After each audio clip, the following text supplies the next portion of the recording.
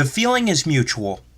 Hey everyone, Templar74 here with another Yu-Gi-Oh video, and today's Yu-Gi-Oh video is going to be my thoughts and impressions regarding the latest episode of Yu-Gi-Oh VRAINS, episode 55, and I gotta be honest with you guys, Yu-Gi-Oh as a series has really honed the craft of when we don't see duels in an episode, you get a lot of plot and development. That's usually the golden rule for Yu-Gi-Oh! And this episode was really no exception to that. But something that's unique to VRAINS is they also have the habit with these episodes to build on the overall mystery of the series as a whole. And again, this episode was no exception. It was a really good episode, but we'll talk about all that in just a minute. So, highlights from the episode, right. So we start off the episode, we see Playmaker, he's charging towards this gate, and Soulburner actually arrives. Soulburner and Playmaker have finally caught up, and I even makes the comment, it appears you survived, and we get another brief little interaction between these four as they head through the gate. But what Playmaker, Soulburner, I, and Flame are not aware of is a few clicks behind them is coming Ghost Girl and Blue Girl. They've been following them. And of course, if you guys remember, they're using these two to get past all the bounty hunters and everything, so it's safe for them. But what ends up happening is Soulburner and Playmaker actually cross through the gate that Bowman disappeared into, and they're taken off, and Blue Girl and Ghost Girl lose sight of them. They're like, where did they go? And they end up coming through the gate, and Blue Girl actually says, do you think that they had already gone through? And Ghost Girl says, well, yeah, it appears so. And they end up following them through the gate.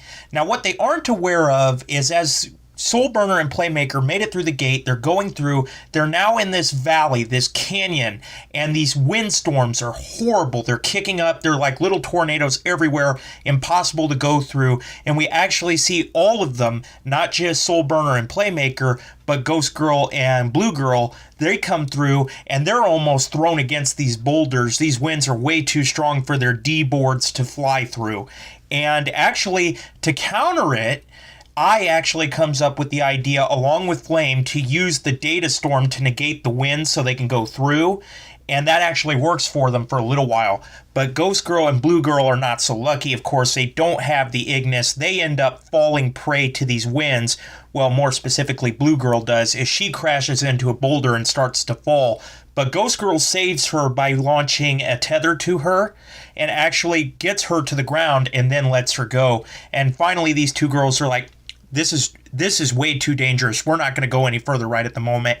And they actually find their way over to a cave. But when they get to the cave, they see a faint distress signal coming on. And it's the Solid Technology research team's distress signal, which of course wasn't strong enough to get back out to Solid Technology. So these two girls kind of temporarily give up on their chase with Soulburner and Playmaker and go to find the research team that was put in distress and is calling out for help. But as the girls are doing that, we go back to Soulburner and Playmaker, and they've actually made it to this weird temple, utopian-like area. It's lush with forest and everything, and Playmaker just finally says, somebody's here, somebody's watching us. And we see this monster appear out of nowhere in this utopia, and it kind of gave me the vibe of Anubis from the Yu-Gi-Oh Pyramid of Light movie, just based on how this thing looked. And it turns out it was, of course, watching him the entire time. But when Flame sees this thing, he's like, it can't be. This is the monster that destroyed Cyverse. And everybody is just shocked by this revelation. And eventually the monster stops and we hear a voice calling out to him. And it turns out to be none other than the Wind Ignis, the one that was faint picked up by Kusanagi and Solid Technology. And the Wind Ignis introduces itself and calls out to I and Flame and basically said, did you enjoy my trick? And I's like, no, we did not enjoy it. You scared us. And finally, so Wind sees that this is just Flame and I, so she backs off with the monster. And, well, I keep calling her a she. Why does she strike me as a she? But anyway, so the Wind Ignis comes up and basically says, why are you with these humans? You know, humans can't be trusted. So the Wind Ignis does not trust humans. Thinks that the Ignis are on their own, doesn't like humans, doesn't trust them, don't think they can be trusted. And Wind actually tries to convince these two that okay, you guys need to come with me. Let's rebuild Cyverse World together. And as this interaction is going on, Wind Ignis actually picks its own name, and it goes with Windy. And so Windy explains that Windy explains that it created this world specifically to lure in the Ignis, bring them all together so that Windy and the other Ignises can rebuild Cyverse World. But, you know, this Wind area is basically a protection, and Windy actually boasts that my protection system is so good, nobody's going to get through. And that's when Playmaker and Soulburner kind of press the Bowman question and is like, well, there's somebody that got through this gate. Is it possible that they used your traps to get around you and create their own world beyond yours? And Windy concedes that that's a possibility, but is so adamant that the security program is so strong that it's possible but not probable. And so basically, negotiations with Windy to try to get Windy to help them go nowhere. Windy is basically like, I want to believe you, but if you want my help, you're going to have to show me proof. You're going to have to show me evidence because I don't trust humans. So we see this go on, and finally Playmaker gets Windy to concede in a negotiation. He's like, we'll bring you evidence if you agree to help us, but you need to let these winds die down so that we can go after this guy that got through. And Windy agrees to these terms. Windy agrees to weaken the data storm that's causing all these winds so that they can get through, but with one condition. And that condition is that Soulburner and Playmaker have to get rid of these other two humans here that are charging through my windstorm. And we see a screen pop up, and we see Ghost Girl and Blue Girl. They're still sailing through, trying to find the guys here, because at this point they've already completed a secondary mission, which we'll talk about here in a second. But Playmaker is like, these two? Well, they're allies of mine. We're on good terms. They helped us defeat the Knights of Hanoi. We'll just talk to them. We don't have to duel them to get them to leave. And Windy said, all right, do it your way. I'll reduce the volatility of these winds so that you can get out there and do what you need to do. Negotiation complete. So the boys go out, they go to find Ghost Girl and Blue Girl, who during all this time, while they're trying to get Windy to see reason and to agree and cooperate with them, we actually see Ghost Girl and Blue Girl, they actually find the Solid Technology research team, but they can't log out.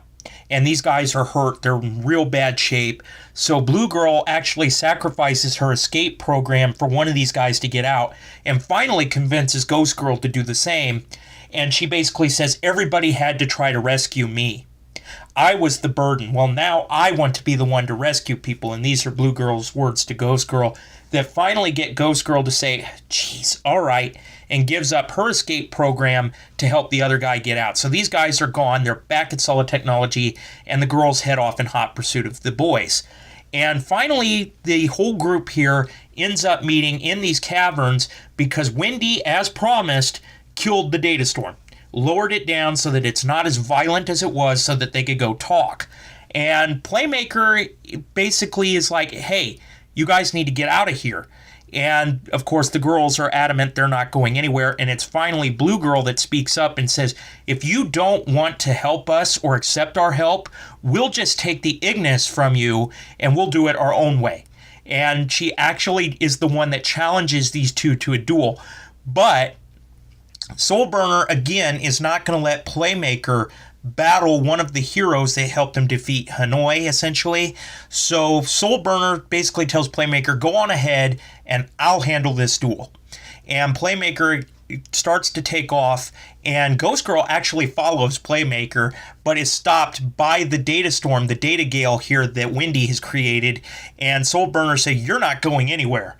And we actually see the duel getting ready to go underway with Blue Girl and Soulburner. And Soulburner is just so ecstatic that he's finally going to get to duel Blue Girl, even though now she has a power-up Trickstar deck.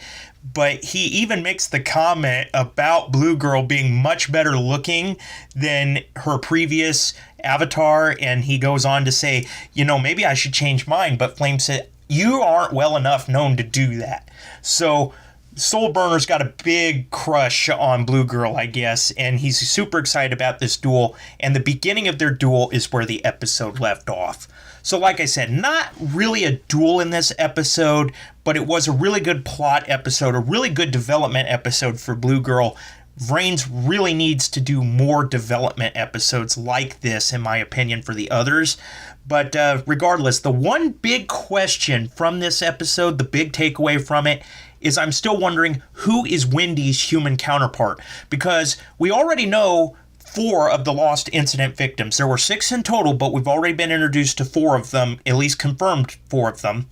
We got introduced to Soul Burner, who's teamed with Flame, Yusaku, who's with Ai, Spectre, we don't know who his Ignis counterpart would be, and Jin. And we don't know who his counterpart would be either, because only the particular Ignis knows. But I don't think Wendy is Jin's Ignis, because if the whole lost consciousness thing got out and Wendy could even detect that it was Jin, you would expect Wendy to be a little more pertinent in trying to help Soul Burner and Playmaker, in my opinion. So I really don't think Wendy is teamed with Jin, but I do think it is a possibility based on how Wendy is talking and based on the world Wendy created, I really do think it's possible Wendy is Spectre's counterpart, because Wendy does not trust humans, does not trust people, and the utopia that Wendy created was essentially a world of plants and flowing water. You get what I'm saying here? It's kind of one of those things in my head that's like, it's got to be Spectre. Unless it's one of these other 2 that we don't know much about yet, it's got to be Spectre. It's the only one that fits what we've got here from Wendy's character. But again, full speculation on my part. Anyway, episode was really well done. Great development, great plot insight into the Lost Incident, great plot insight into the second Lost Incident too.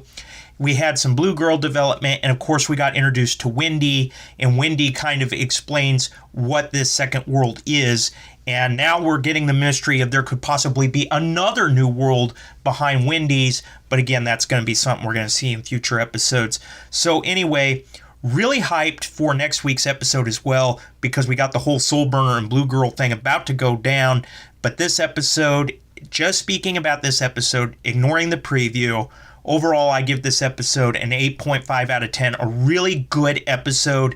The only thing I didn't like about it was we had some really dialogue there that felt forced, and if it wasn't for that dialogue that felt forced between Ai and Flame here, and of course the whole Wendy thing not pretty much being an a-hole, for lack of better terms, yeah, it was a really good episode, and I really enjoyed it, and that's the only reason why it's getting ranked lower than it possibly could be. So anyway, with that being said, in the comment section down below, let me know what you guys thought of this week's episode. Did you love it? Did you hate it? Did you think it was just there? What were your thoughts? Are you looking forward to the Blue Girl versus Soul Burner duel next episode? What are your thoughts on Blue Girl's development in this episode and showing how much she's matured? Who do you think Wendy's human partner is? Just let me know what your guys' thoughts are in the comments section down below, because as always, I enjoy hearing from you. All right, everyone, as always, Templar74 signing off. Have a great day, everybody, and I'll talk to you all next time. Goodbye, everybody.